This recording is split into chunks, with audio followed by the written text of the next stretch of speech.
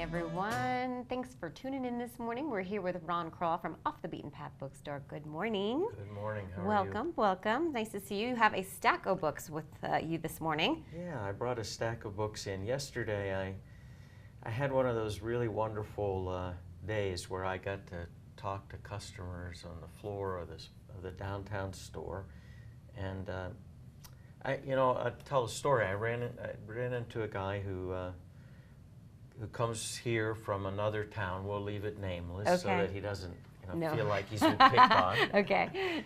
And he was looking for something new and unusual to read. He reads a lot of different kinds of things, and he said to one of my other booksellers and me, excite me. Find something that would catch my fancy. And we started wandering around the store. And so, what I did this morning was I kind of recapitulated our journey around the store as we talked to him about books. So it looks like you rose to the challenge, too. Yeah, so we stopped first at Eli Gotlib's The Face Thief. Okay. This is a suspense kind of thriller novel. It's about cunningness and deception, and it's about a young woman who appears to be one thing but really is another. Okay. And it's really tight and neat, and it also has a kind of interesting science behind it because Eli Gotlib goes into what do the expressions in our face actually tell us about what's really going on in our head? What do they, like the expression you have on now, what is it betraying about what you're thinking? And how can I take advantage of that? Interesting. Okay, So, that one sounds fascinating. And these all have stickers on them that say they're an Off the Beaten Path favorite. Some of these do. Actually, probably most of these do, just because as we were walking around the store, we're picking out things that are our favorites. Right. Okay. And we stopped briefly and talked about Unbroken. This has been on the bestseller list for a long time. An extraordinary World War II story of as it says, survival. To me, it's an extraordinary story about what human beings can endure. Okay. And it's beautifully written. I bought this for the owner of Mambo, Andy George. I got this for him a couple years ago for his birthday. Author of Seabiscuit. A lot of people will know that author. Okay, so that's a good one. So then we said, let's stop and talk about something that is kind of a story about the West. Okay. And this is called Rightful Place. It's written by Amy Auker. She is a woman who has lived on ranches in Southwest Texas all of her life. I think I talked about this. I was going to say, I think you brought this in before. It's a very poetic, Thoreau-like memoir about life on ranches. Okay. So, very different kind of book, but one that's beautifully written and tells an extraordinary story of living on the Collignon of Southwest Texas. Okay, beautiful. We then stopped and talked about The Snow Child, another book that we've talked about here before. This is one of your faves. It's strangely enough, the more booksellers who read this book, the more put it in their picks. Really? So I think there's 6 of us now who have it in our picks. Okay. A story about a couple unable to have children, build a snow child in the snow of Alaska in 1918, and the next day a real child appears in their life. So it's a fairy tale come to life and told really well. Okay, all right. Neat story.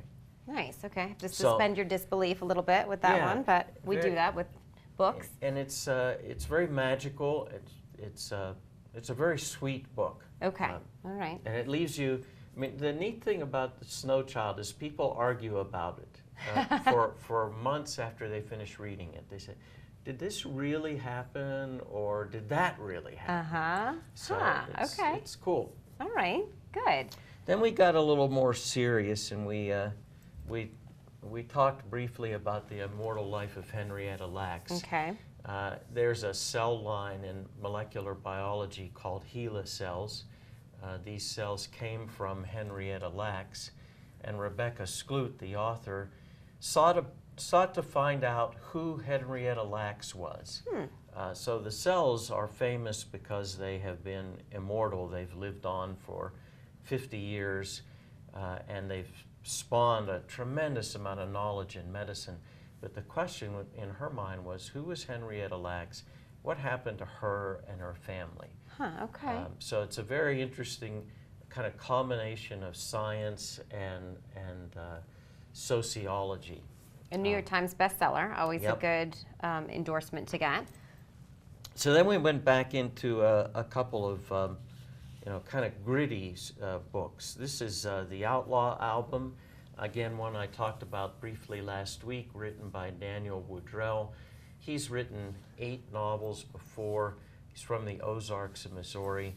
This is a collection of short stories, and these stories are really tightly written, superb descriptions of place and character, but they're also really gritty stories. They're not nice things happen in these stories. The collection of short stories is nice for people who don't have a lot of time to sit and commit to an entire book. You know, and I really like reading short stories. If you're a nighttime reader, you can read one before you fall asleep, and you've got a whole story that you can take into your next day I like and that think too. about. And another kind of gritty book, little different, also set in the Southwest, Madewell Brown by Rick Collignon.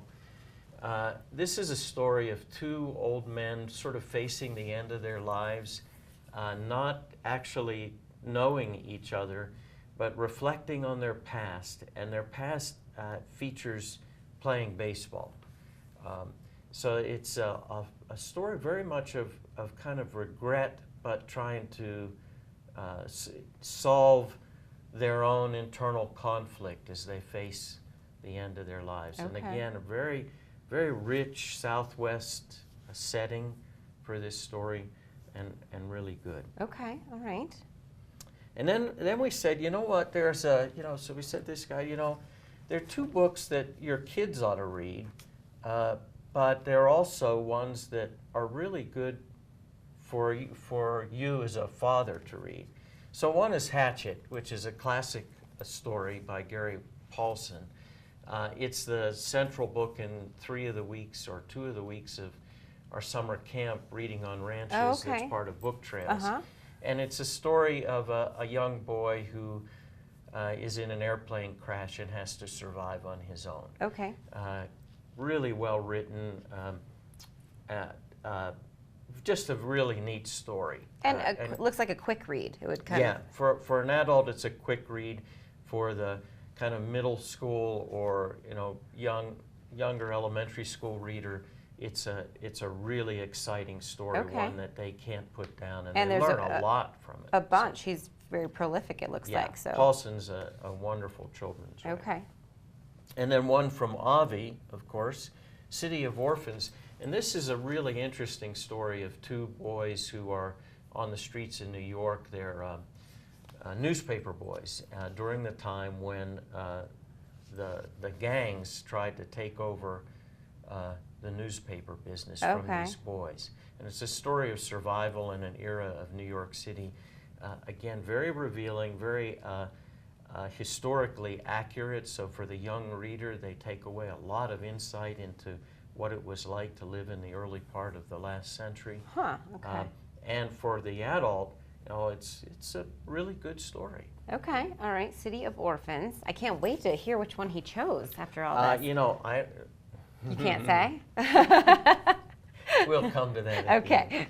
Then we said, okay, let's talk about 2 really exciting, fast reads. So The Descent of Man I've talked about here before by Kevin Desinger.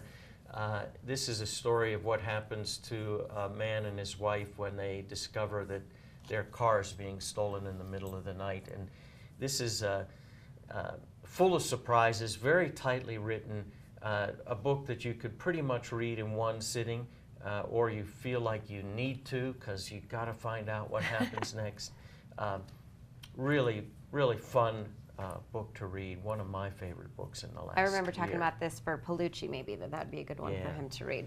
And then we said, you know, we can't ignore, even though it's so popular and everybody's been reading it, the Girl with the Dragon Tattoo series. And this was a gentleman who hadn't read them yet. And what I said to him was, you know, this series, of course, has a really complex, intriguing mystery plot that goes on through the 3 books, the trilogy. But what's really fascinating and what draws, I think, people to this series is the character of the young woman. She's a remarkable character, very fascinating, not necessarily likable, but one that you end up being very sympathetic to, and kind of keeps you going in that. Yeah, in people the love trilogy. these books. They, you know, you think they're overexposed, but people just love them. Yeah, so that was our tour of the bookstore, and you know what? I wasn't there when he walked out, so I'm not sure what he chose. Okay, all right. We'll live in mystery then with that. Gives you a feel of what coming to Off the Beaten Path is like. Absolutely. I feel like I was in the store this whole time. I can't let you go. I know we're going to wrap up here, but I can't let you go without asking, Hunger Games, have you seen it? I have not seen the movie yet. I decided that I wanted to read it first. Okay. And I'm one of the few people who hadn't read it. So I'm 80% through the Hunger Games itself, the first book. Yeah, it's a good read. It's a lot of fun to read. It goes very quickly, a lot like Girl with the Dragon Tattoo, but a simpler story, less complex. Okay. And we have Catching Fire and The Mockingjay, the 2nd and 3rd book in the series, in the store. And yeah, later this week I'll be ready to see it. Okay, so I'll ask you about it next time I see you. Yeah. I'll bracket that question. Well, nice to see you as always. Thanks for taking us on a little tour there of the downtown store. Also, Off the Beaten Path Bookstore, located in the Sheridan, up on the mountain, 2 convenient locations, and online, steamboatbooks.com. All right, nice to see you, Ron. Good to see you. Thanks a lot. Ron Croft from Off the Beaten Path Bookstore. We're going to take it up to the mountain. Kimberly Allen, what's going on?